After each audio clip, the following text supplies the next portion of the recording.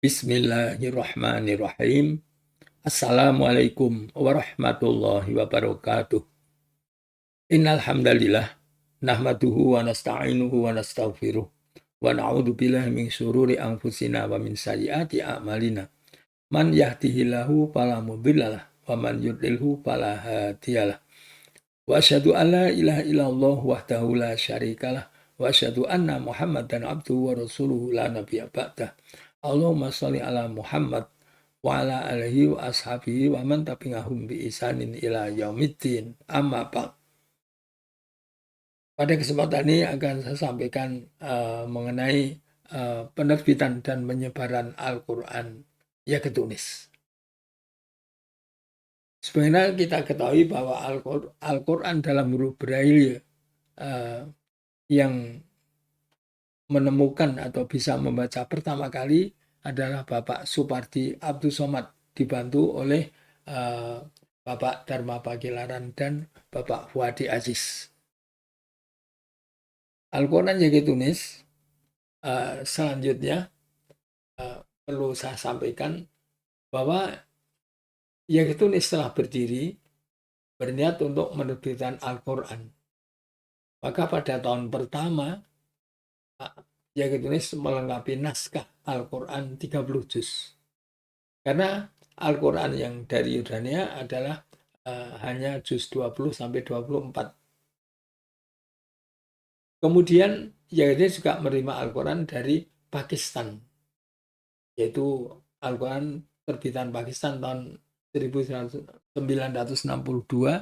berupa juz 1 dan juz 2. Dari keduanya inilah YG Tunis mencontoh menerbitkan Al-Quran. Al-Quran tersebut dengan rasem yang sama, tapi dengan tanda baca yang berbeda. Maka YG Tunis membuat naskah Al-Quran 30 juz. Mencontoh Al-Quran tersebut, namun melalui tanda wakof disesuaikan dengan Al-Quran Indonesia, yaitu mencontoh Al-Quran Rasum Utsmani terbitan tahun 60-an. Setelah berhasil menulis Al-Quran 30 juz, kemudian YG Tunis mulai menerbitkan Al-Quran menggunakan alat apa adanya, yaitu menggunakan alat mesin ketik Braille merek Perkins maupun merek Blistar, dan juga kadang-kadang digunakan Riglet, alat tulis yang manual yang digunakan ya kalau dalam tulis-menulis biasa mestinya Riglet itu sebagai pensil atau pulpen, sekarang ya ballpoint ya.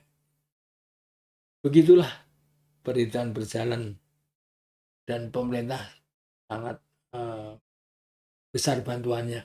Waktu dibantu dengan 16 karyawan dari Kementerian Agama. Mulai tahun kedua sudah mulai menerbitkan Al-Quran. Begitulah berjalan dari tahun ke tahun, penerbitan semakin meningkat. Dan pada tahun 1971 Al-Quran YG Tunis ditasih oleh Departemen Agama. Dan sekarang masih ada Al-Quran yang ada tanda tasih dari Departemen Agama dan disimpan di Museum Bait Al-Quran Taman Mini Indonesia Indah. Nah, selanjutnya penerbitan pada setelah Repelita ya, pada anggaran mulai tahun 1973 YG Tunis menerbitkan secara besar-besaran dan bisa dibagikan ke seluruh Indonesia. Begitulah penerbitan. Sekarang mengenai tulisan Al-Quran, tadi kami sampaikan bahwa Al-Quran mencontoh Al-Quran dari Timur Tengah dengan rasem yang sama, tapi dengan tanda baca yang berbeda.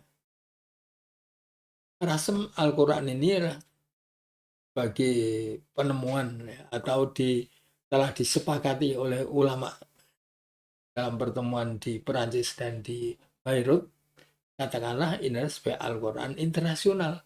Karena yaitu satu-satunya Al-Quran yang diterbitkan oleh dunia Islam, yang waktu itu adalah ya oleh ulama Timur Tengah. Hal ini memang betul-betul ijtihad dilakukan oleh ahlinya. Tapi saya tidak mengetahui proses persidangan dan sebagainya, tapi dengan melihat hasilnya, Al-Quran terbitan Timur Tengah atau Al-Quran internasional itu begitu, menurut saya begitu praktis, mudah dibaca dan tidak menimbulkan salah baca. Dan hal ini sekaligus bisa digunakan untuk menulis bahasa Arab, terutama masalah huruf hamzah. Huruf hamzah dalam Al-Quran Braille punya permasalahan yang cukup unik. Kalau dalam Al-Quran Rasm Utsmani, orang awas pada umumnya tidak mengetahui bagaimana kaidah penulisannya atau bagaimana aturan menulisnya.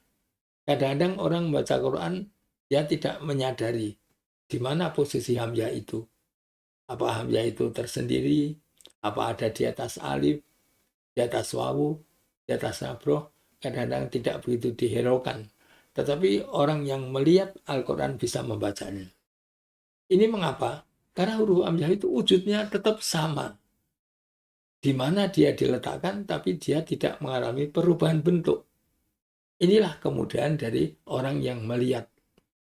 Dan ini orang melihat tidak bisa menyadari bahwa setelah dimodifikasi huruf Arab tersebut dalam huruf Braille, itu bentuknya akan berbeda sama sekali.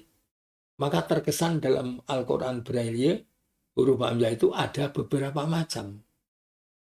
Mengapa? Karena dalam huruf Braille tidak mungkin meletakkan hamzah di atas alif atau di atas wawu dan sebagainya. Termasuk huruf tak marbutoh. Itu juga tidak mungkin meletakkan huruf H dengan titik 2. Sudah pernah saya sampaikan, misalnya meletakkan hamzah di atas alif, alif titik ke 1, sedangkan hamzah titik ketiga. Kalau ada bentuk titik 1, 3, itu adalah huruf kaf. Begitu tak marbutoh, itu juga tidak mungkin. Huruf H titik 1, 2, 5. Dalam huruf tak ada titik 2, 3, 4, 5. Ini akan kalau ditumpuk ya menjadi apa ini? Menjadi titik 1, 2, 3, 4, 5 dan huruf qaf. Begitulah. Jadi ini tidak mungkin. Maka dalam Braille diusahakan dengan rumusan baru. Nah, rumusan baru ini rata-rata adalah menggunakan lebih dari 1 titik, dan itu memudahkan dalam perabaan. Misalnya huruf hamzah wasol dengan titik ke 1, hamzah di atas alif titik 3, 4, hamzah di atas wawu 1, 2, 5, 6, hamzah di atas sabroh 1, 3, 4, 5, 6. Kemudian ada hamzah mat titik 3, 4, 5. Nah, ini digunakan dalam Al-Quran Braille tersebut, digunakan satu kaidah. Dengan kaidah itulah tunanetra bisa mandiri mengoreksi benar salahnya penulisan hamzah. Itulah satu contoh kepraktisan daripada Al-Quran Braille internasional. Dan Al-Quran sebagai hasil ijtihad. Dan tegasan huruf-huruf Al-Quran ini, huruf Braille untuk menuliskan bukan Rasm Utsmani. Sehingga hal itu tidak berlaku hukum sebagai Rasm Utsmani.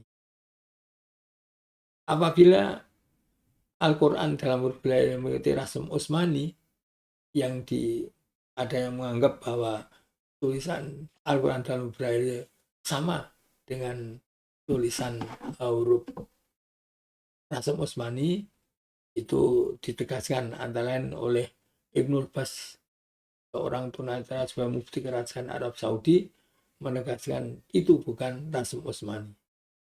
Begitulah ini telah diabadikan dalam Daimah Arab Saudi.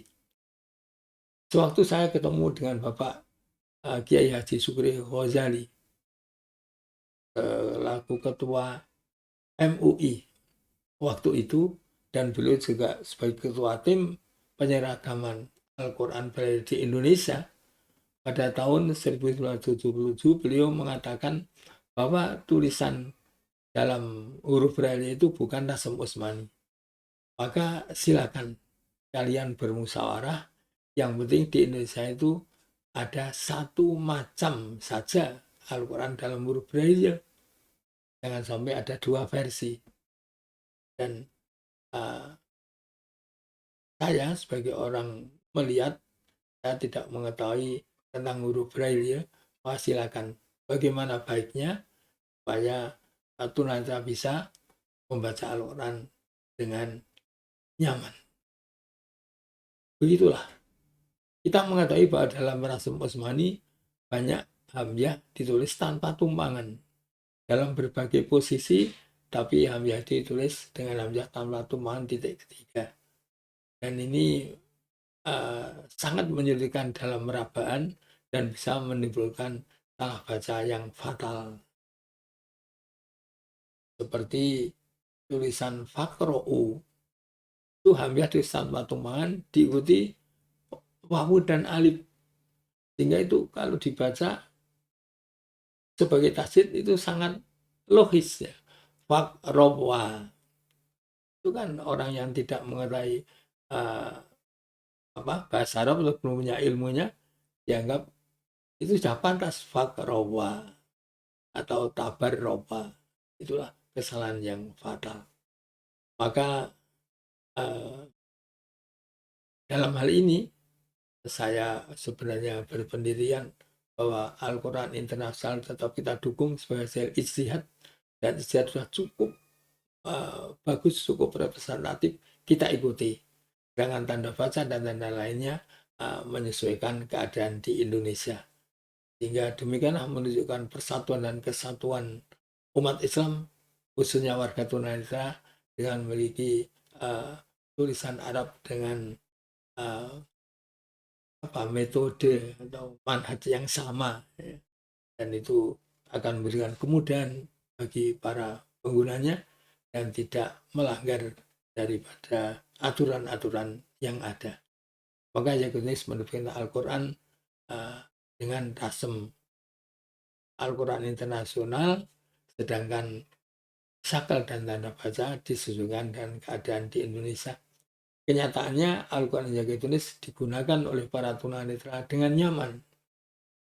Dan selama saya di tulis tidak ada keluhan, hanya kadang-kadang membaca tanwin ketemu hamzah wasol itu mengalami kekeliruan. Nah, ini saja yang saya sampaikan seputar Al-Quran Yaki Tunis yang telah terbit pertama kali di Indonesia dan digunakan oleh para tunanetra di seluruh Indonesia, bahkan sampai Malaysia. Kenyataan Al-Quran sangat membantu kepada para tunanetra. Demikian yang saya sampaikan pada kesempatan ini. Alhamdulillahirrabbilalamin. Subhanakallahumma bihamdik. Asyhadu alla ilaha illa anta astaghfiruka wa atubu ilaik. Assalamualaikum warahmatullahi wabarakatuh.